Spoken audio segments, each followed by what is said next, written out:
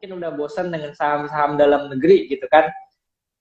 Yang syariah global equity tadi bisa jadi pilihan walaupun modalnya cukup gede, tapi saya yakin sahabat EDF Islamik nih orangnya insya Allah rezekinya ada aja gitu. Beli reksadana syariah global equity bisa lah gitu. Insya Allah mudah-mudahan. Ya yakin gitu ya, karena memang saham-saham yang berinvestasi pada pasar di Amerika Serikat itu adalah saham-saham yang perusahaan teknologi yang besar, yang kita di Indonesia pun juga tahu familiar dan menggunakan gitu ya. Nah, saya sahabat IDF Islamic pun juga tahu lah Netflix, siapa yang tidak tahu, Apple, siapa tahu iPhone dan MacBook ya kan, Facebook, nah, siapa Pak. Facebook gitu. Siapa yang enggak? Bukan perusahaan gitu. Siapa? Ya mungkin salah satu upside dari perusahaan-perusahaan di luar itu, terutama yang di Amerika ya Pak, produknya dipakai di seluruh dunia karena diekspor kemana-mana. Beda mungkin dengan yang di kita, produknya atau emitennya terbatas ya hanya di sini aja, di Indonesia aja, atau mentok-mentok sampai ASEAN gitu kan. Tapi kalau yang di luar itu salah satu upside-nya teman-teman, walaupun ini dalam sebelum memutuskan untuk investasi, teman-teman perlu lihat lagi upside dan downside-nya, resiko dan potensi keuntungannya, tapi salah satunya adalah yang tadi itu. Gitu. Pak Kemal, kita ada waktu 10 menit lagi Pak. Tadi ada beberapa pertanyaan yang menarik dari audiens, saya ingin tanyakan. Yang ini Pak. Oke. Dari Indah Nur. Market kan lagi turun, seperti yang Pak Kemal jelasin tadi, nggak cuma di Indonesia, tapi di luar juga. Nah, ada reksadana yang turunnya itu lebih dalam. Ada juga reksadana yang turunnya itu tidak sedalam indeks, tidak sedalam IHSG. Itu apakah karena MI-nya punya strategi yang lebih jelek atau lebih efektif, gitu Pak? Oke, ini pertanyaan yang bagus sih ya, gitu ya. Market turun, ada reksadana yang turunnya lebih parah daripada turunnya indeks, ada yang tidak separah, lebih turun tapi tidak separah indeks. Gitu. Ini penyebabnya apa ya? Memang dalam pengelolaan investasi itu mereka mempunyai bisa dibilang strategi masing-masing ya, gitu ya. Strategi masing-masing gitu ya. Khususnya di tim investment gitu ya, karena mereka yang mengelola reksadana yang dikelola oleh MI gitu ya. Jadi memang masing-masing MI, masing-masing tim investmentnya itu mempunyai strategi yang beda-beda gitu ya. Pengambilan saham-sahamnya pun juga beda-beda gitu ya. Jadi memang jawabannya adalah bukan karena tidak efektif gitu ya, karena mungkin strategi yang diambil oleh MI tersebut dan kebetulan mungkin strateginya tidak tepat, itu yang bisa menyebabkan performa fundnya itu turun lebih dalam dibandingkan benchmarknya atau indeksnya. Gitu. Namun bisa juga sebaliknya gitu ya, kebetulan strategi yang diterapkan oleh MI tersebut tepat gitu ya, dan bisa meminimalisir resikonya gitu ya, dari apa yang terjadi di market sekarang dan menyebabkan performa si fund tersebut tidak separah performa indeks atau benchmarknya gitu ya. Jadi menurut saya bukan masalah efektivitas gitu ya, masing-masing MI strategi beda-beda. Kalau meminjam istilahnya Mas Giva tadi gitu, juru masaknya gini ya, yang ngasih garam 1 sendok, ada yang ngasih garam 1/4 gitu kan. Jadi kan itu beda-beda lah gitu ya. Jadi bukan masalah efektivitas gitu ya. Memang banyak faktor yang dipertimbangkan dan diperhitungkan dalam pengelolaan reksadana sih gitu.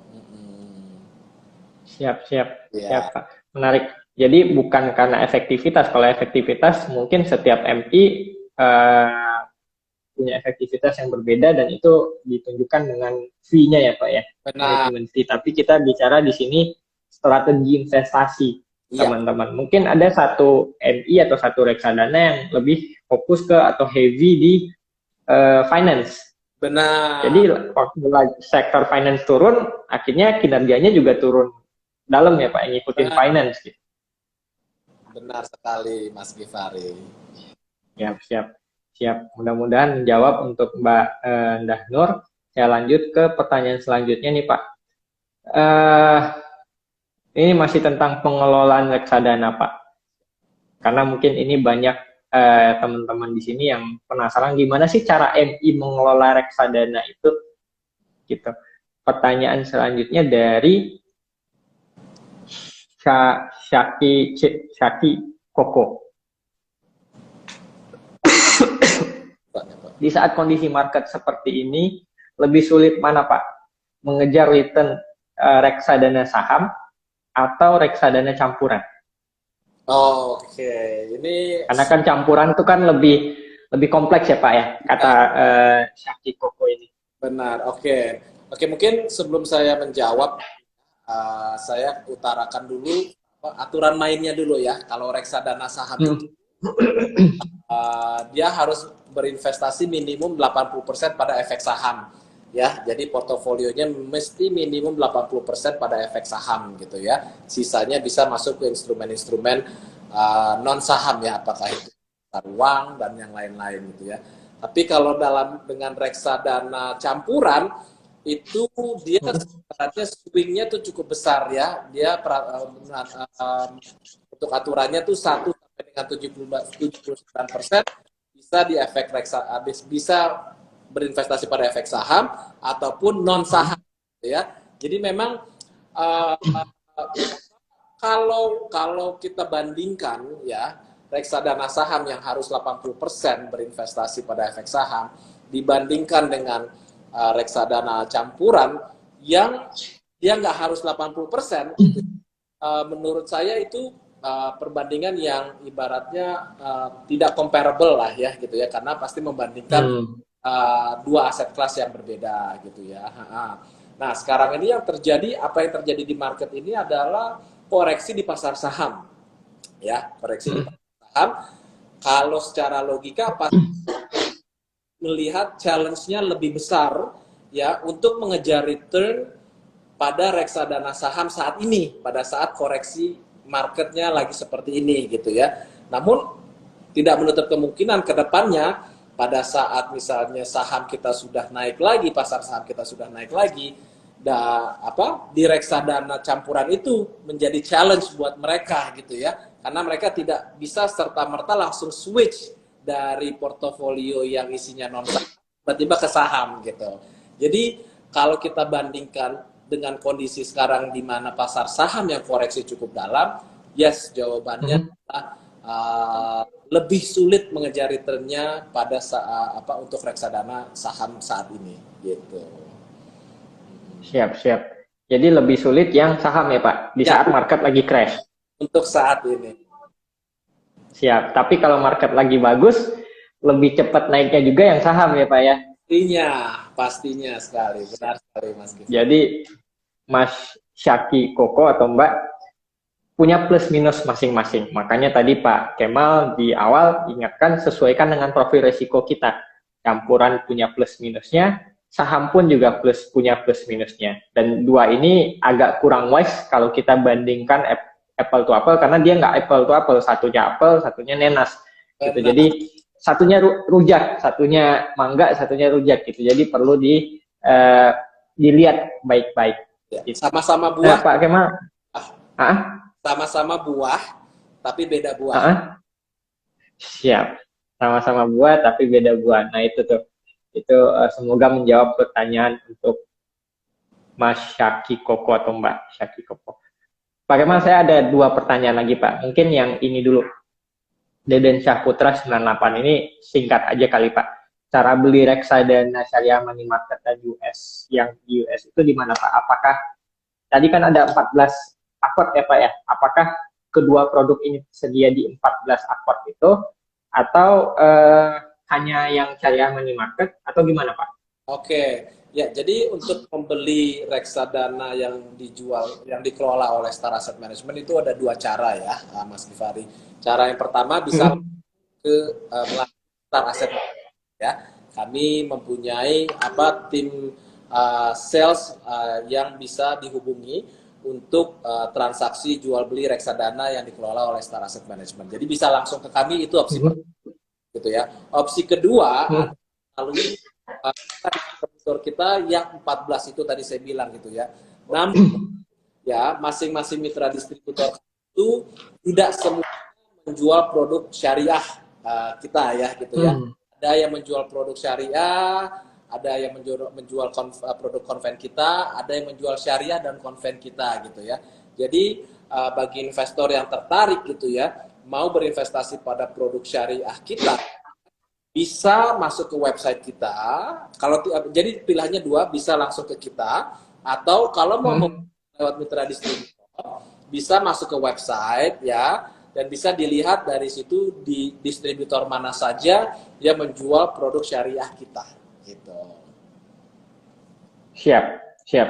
Jadi pilihannya ada dua, Mas Deden. Pertama, hubungi Star AM-nya langsung, staffnya Pak Kemal, atau mungkin biar cepat langsung DM aja habis ini, langsung di DM Instagramnya, mau nanya kalau saya tertarik mau beli syariah global equity, caranya gimana gitu ya. Atau bisa berkunjung ke websitenya. Nah, di website itu lengkap ya Pak ya infonya. Benar. Yang syariah money market itu ada di mana, syariah global equity US itu ada di mana. Ya, benar.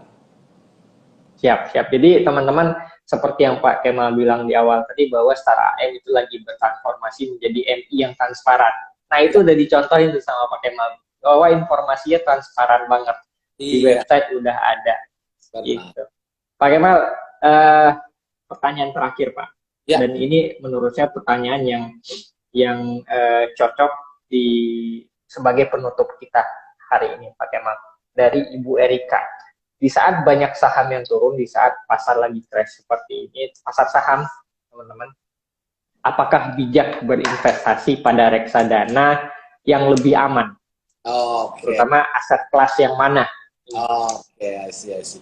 Oke, ini pertanyaan yang cukup bagus ya. Kebetulan mungkin pertanyaan, saya setuju dengan Mas Gifari, pertanyaan yang cocok untuk closing pertanyaan ya gitu ya. Saat ini kan market lagi turun nih gitu kan. Iya. Jadi kan orang takut gitu kan ya, apa cocok nih berinvestasi pada reksadana? Jawaban saya adalah sangat cocok gitu ya. Karena kenapa? Saya kasih tahu ya alasan kenapa masih cocok untuk berinvestasi pada reksadana saat ini ya. Karena koreksi saham yang turun saat ini ya kami prediksikan sifatnya temporer ya. Itu satu. Itu karena dipicu oleh beberapa event yang terjadi secara global. Mau nggak mau apa yang terjadi di dunia lainnya itu pasti mempunyai dampak di Indonesia karena dunia kita tuh saling interconnected ya ibaratnya gitu ya. Nah jadi yang menyebabkan pasar saham turun itu karena event-event yang terjadi di dunia di negara-negara lain. Kalau kita melihat situasi kita di Indonesia sendiri. Tadi di awal kan saya sudah juga bilang menginformasikan ke Mas Gifari kan bahwa secara fundamental ekonomi kita kuat ya gitu ya, dalam arti pertumbuhan ekonomi kita di kuartal pertama di 5,01, inflasi kita masih terkendali, capital flow kita masuk terus ke pasar saham. Pasar saham kita pun juga menjadi one of the best performance ya sampai dengan akhir April kemarin. Jadi tidak ada data-data ekonomi Indonesia kita yang mengkhawatirkan, gitu ya. Nah, mengetahui hal tersebut, mari kita gunakan momentum tersebut ya. Ibaratnya orang lagi jualan, ini lagi sale nih, lagi murah banget gitu ya. Lagi diskon ya Pak ya. Ya, kita cukup yakin bahwa kedepannya dia akan rebound kembali dan akan terus bertumbuh. Jadi gunakanlah momentum kita ini nih ya, Mas Gifari ya, untuk berinvestasi, untuk mendapatkan unit penyertaan yang lebih besar, lebih banyak lagi dibandingkan pada saat market sedang naik gitu ya. Kalau market lagi naik, ya pasti unit penyertaannya akan lebih dikit gitu ya. Kebetulan ini momentumnya market lagi koreksi, gunakan momentum itu untuk mendapatkan unit penyertaan yang lebih baik. Insya Allah investasinya bisa memberikan pertumbuhan dan hasil yang sesuai dengan kita inginkan pada jangka waktu gitu ya. Pada jangka waktu kan. Untuk kembali pemilihan produk mana dan aset kelas mana itu saya kembali kepada profil resiko masing-masing investor, Mas Gifari gitu. Nah itu tuh teman-teman. Jadi kalau bicara timing, sebenarnya timingnya kapan yang tepat agak susah jawabnya Pak ya, karena nggak akan pernah ada timing yang tepat. Kita nunggu-nunggu ternyata udah salah timing nih. Jadi iya. Jadi kayak yang Pak Kemal ini waktu yang tepat, apalagi lagi diskon nih. lagi sale, teman-teman bisa beli reksadana sesuai dengan profil risiko, dan itu poin yang penting juga dari Pak Kemal, bahwa Pak Kemal juga susah juga mau nyaranin aset kelas yang mana. Disuruh masuk ke reksadana saham, nanti ternyata dia orangnya profil risikonya konservatif. Benar. Gitu, ngelihat NAB reksadananya turun itu jadi kepikiran, nggak bisa tidur. Benar. Jadi mending masuk ke pasar uang gitu kan. Jadi aset kelas disesuaikan dengan profil risiko kita, dengan ketenangan kita, kesiapan kita dalam berinvestasi. Tapi kalau kita bicara timing, Ibu Erika, inilah waktunya untuk kita berinvestasi, apalagi buat yang belum. Ya. Kalau yang udah mulai, ini waktunya untuk tambah. Apalagi di momen habis Lebaran ini, waktunya kita kembali ke topik kita hari ini, kita recovery lagi kondisi keuangan kita. Kita kontrol kembali kondisi keuangan kita. Ya. Baik, Pak Kemal, udah jam 4, mungkin saya izin closing dulu, merangkum apa yang kita bicarakan hari ini. Jadi Lebaran itu mungkin menjadi momen yang sangat ditunggu-tunggu, baik silaturahminya ataupun untuk THR-nya. Tapi ternyata di balik hype kebahagiaan kita berlebaran itu ada satu PR, yaitu mengelola keuangan kita.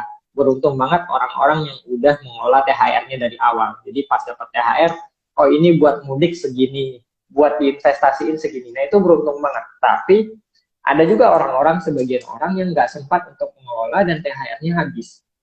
Nah itu kita kembali kontrol keuangan kita bangkitkan disiplin kita lagi, komitmen kita untuk memulai berinvestasi, menyisihkan uang lebih kita ke instrumen investasi, salah satunya reksadana.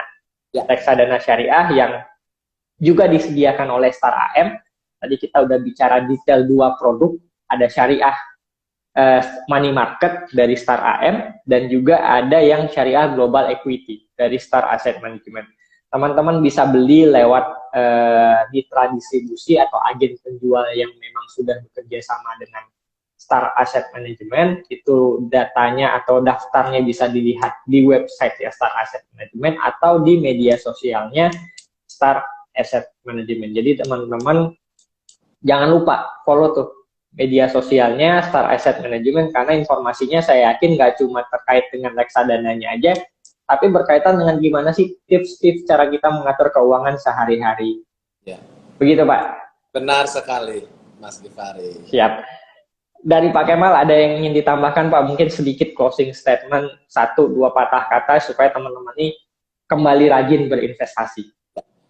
Mungkin nggak banyak dari saya ya, yang